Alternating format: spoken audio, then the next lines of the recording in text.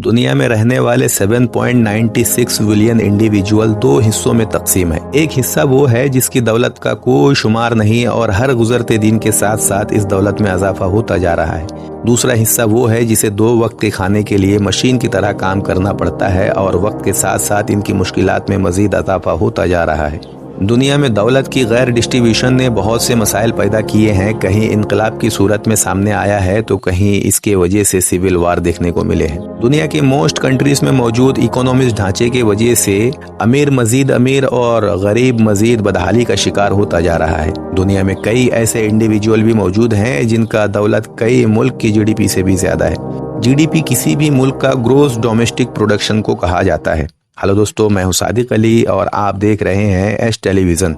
अमेरिकी magazine Forbes में publish होने वाली दुनिया के 400 अमीर तरीन अफराद के लिस्ट में ये बताया गया है कि अरबों डॉलर के एसेट्स के मालिक ये 400 इंडिविजुअल दुनिया में कुछ भी खरीदने की हैसियत रखते हैं। टेस्ला और स्पेस एक्स के मालिक एलन मस्क 190.5 अरब डॉलर के एसेट्स के मालिक है, जो दुनिया के 138 मुल्क की GDP से भी ज्यादा है, जिनमें तेल के पैदावार कुवैत भी शामिल है, जबकि कजाकिस्तान की GDP से वैल्यू सिर्फ 3 अरब डॉलर कम है। माइक्रोसॉफ्ट के फाउंडर बिल गेट्स की नेटवर्थ 130 अरब डॉलर है, जो दुनिया के 137 मुल्क के GDP से भी ज्यादा है। इन मुल्क में Sri Lanka, Kenya, Oman, Myanmar, Costa Rica, Bahrain और नेपाल शामिल है। अमेरिकी इन्वेस्टर वॉरेन बफेट का नेटवर्थ 120 अरब डॉलर है, जो सीरिया के GDP से दुगनी जबकि नेपाल से 3 गुना ज्यादा है।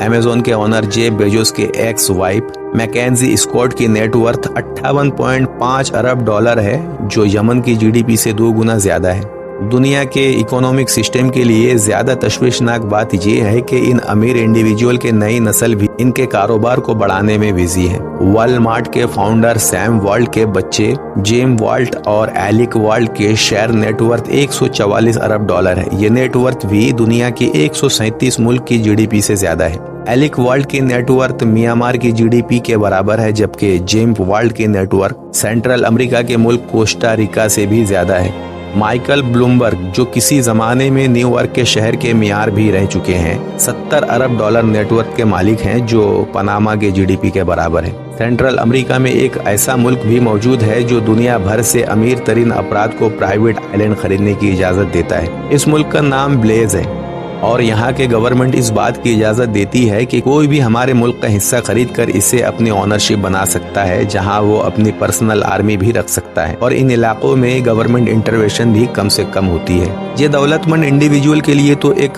सहूलत या शौक हो सकता है, लेकिन दुनिया में रहने वाले अदर पीपल के लिए अलार्मिंग सिचुएशन है कि कोई भी दौलतमंद को आइलैंड खरीद कर वहाँ रहने वाले लोगों पर इन्फ्लुएंस हो सकता है। जहाँ दौलत होती है, ताकत भी वहीं मौजूद होती है। डोमिनिकन रिपब्लिक इसका बेहतरीन मिसाल है, जहां एक आम लोगों का औसतन तनख्वाह $300 महीना है, जबकि यहां पॉलिटिशियन $13,000 महीना कमाते हैं, जिसकी बड़ी वजह नामी कंपनियां और गवर्नमेंट कॉन्ट्रैक्ट में मिलने वाली किकबैक है।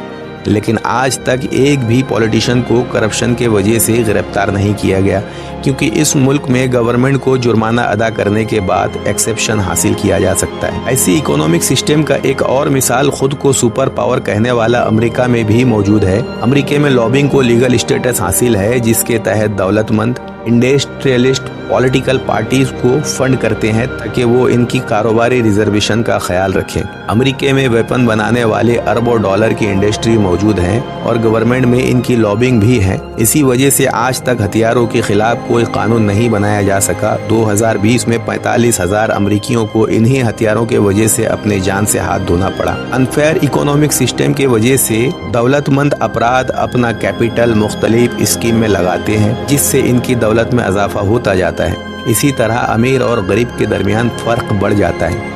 इकोनॉमिक इनबैलेंस को करप्शन के वजह से भी प्रमोशन मिलता है, क्योंकि कैपिटलिज्म में इन्फ्लुएंस का इस्तेमाल करते हुए कैपिटलाइज्ड की जानिब से बहुत प्रिविलेज हासिल की जाती है और पैसे की बहाव को रोक लिया जाता है ताकि लोअर क्लास तक मूव ना हो सके। दौलत की अनफेयर डिस्ट्रीब्यूशन का ये हरगिज मतलब नहीं है कि दौलत कमाना गलत प्रोसेस है, बल्कि किसी भी मुल्क में जितना ज्यादा अमीर इंडिविजुअल मौजूद होंगे, इसकी इकोनॉमिक कंडीशन इतनी ही बेहतर होगी। लेकिन ख्याल इस अमल का रखा जाना चाहिए कि रिसोर्स और वेल्थ की डिस्ट्रीब्यूशन में जस्टिस से काम लिया जाए। चाइना ने भी इकोनॉमी रिसोर्स की डिस्ट्रीब्यूशन में बैलेंस बनाते हुए अपनी आबादी की एक बड़ी हिस्से को गुर्बत से निकाला है। दोस्तों, क्या आपको नहीं लगता कि हमारे गवर्नमेंट को भी इसी तरह के कदम उठाने चाहिए? कमेंट में जरूर बताना और वीडियो को लाइक के साथ साथ ज्यादा से ज्यादा शेयर करना, और अगर वीडियो पसंद आई हो तो सब्सक्राइब जरूर करना।